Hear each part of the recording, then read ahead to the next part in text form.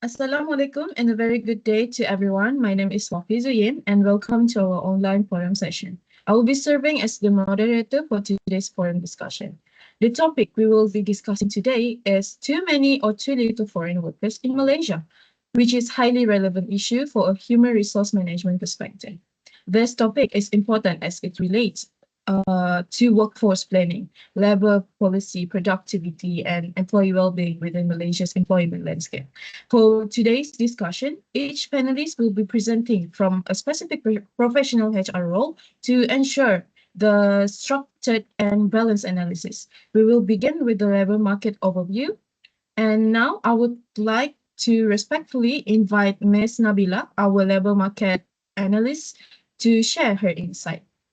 Please welcome. Thank you, moderator. As introduced earlier, while we discuss policies and employee experiences, it is important to first examine the overall condition of Malaysia's labor market. From a labor market perspective, the issue of foreign workers in Malaysia is often misunderstood as a numerical problem. However, I would like to argue with this, and because this is in fact a structural issue. Malaysia's reliances on foreign workers is concentrated in specific sectors such as construction, manufacturing, and also plantations. These sectors are typically characterized by physically demanding work, relatively low wages, and also limited career progression, which contributes to low local participation. In addition, the availability of low-cost foreign labor has resulted in wage stagnation and also slower productivity growth, as employers face less pressure to invest in automation or workforce development. Another important aspect is the skill mismatch within the labor market, where many locals are educated for higher skilled roles, while available jobs remain largely low skilled. Therefore, Malaysia does not necessarily have too many or too few foreign workers. Instead, the problem lies in how the labor market is structured and how workforce demand is aligned with local supply. The structural imbalance sets the foundation for many of the policy and HR challenges that we face today. Thank you. Thank you very much, Ms. Nabila, for that clear and insightful explanation. Your points highlight the issue, extend beyond numbers and into how the labor market is structured. To further understand why the situation persists, I would like now to invite Ms. Hazika, our HR policy consultant, to share her perspective. Please welcome. Thank you, moderator. So, building on the earlier discussion on Malaysia labor market structure, I will now focus on how HR and labor policy influence employer behavior and contribute to the continued reliance on foreign workers. From a policy perspective, one of the key issues lies in the foreign worker levy and quota system.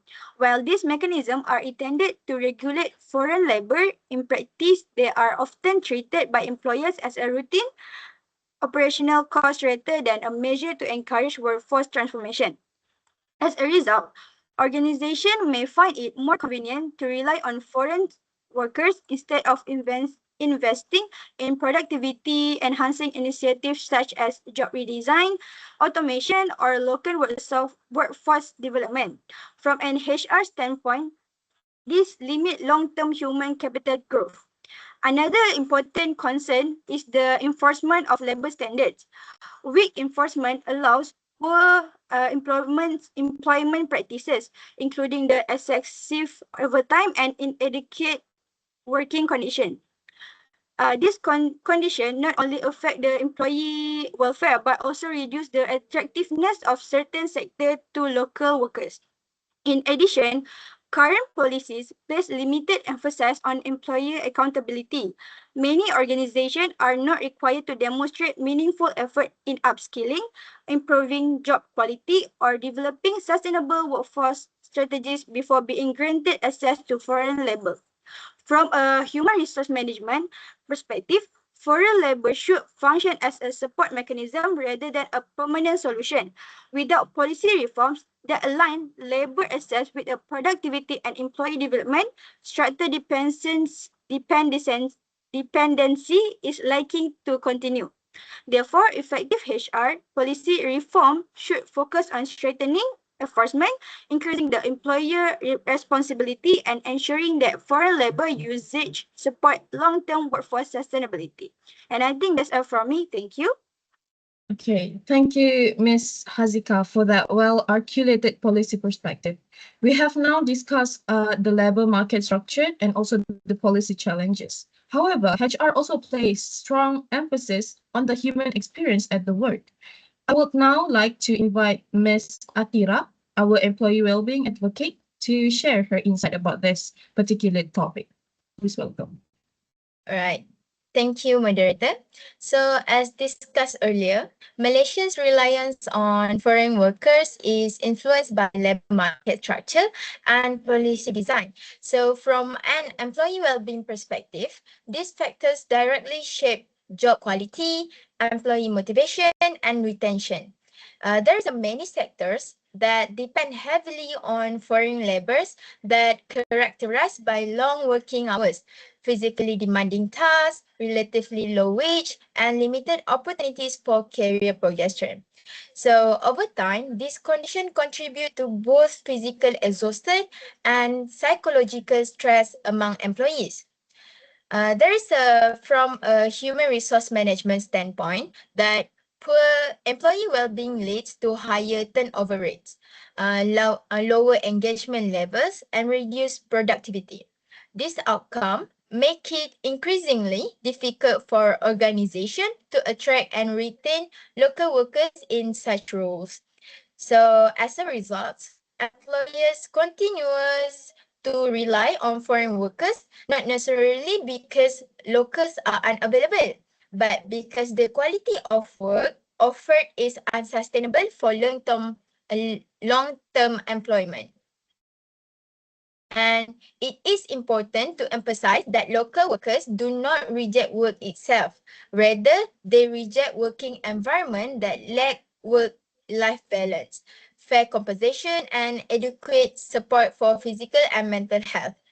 Therefore, addressing employee well-being should not be viewed solely as an ethical responsibility, but also as a strategic HR approach to workforce sustainability by improving job design, compensation structure, and employee support system.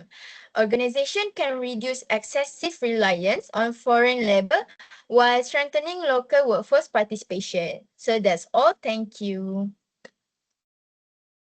Thank you, Ms. Atira, for the insightful thought. And thank you to all panelists for your thoughtful contribution. As we conclude today's forum, it is evident that the issue of foreign workers in Malaysia cannot be understood through a single perspective. Instead, it requires an integrated human resource management approach. Earlier, our labor market analyst, Ms. Nabila, highlighted that Malaysia's reliance on foreign workers stems from a structural imbalance within the labor market, particularly in relation to job design, wage levels, and skills alignment.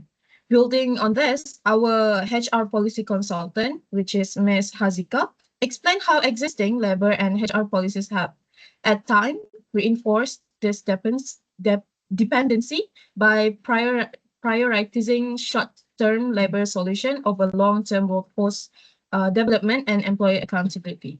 And from our last panelist, which is the employee well-being perspective from Ms. Atira, we were reminded that the sustainability of any workforce depends heavily on job quality, work-life balance, and employee support. Poor working conditions continue to discourage local participation in certain sectors, further increasing the reliance on foreign labor.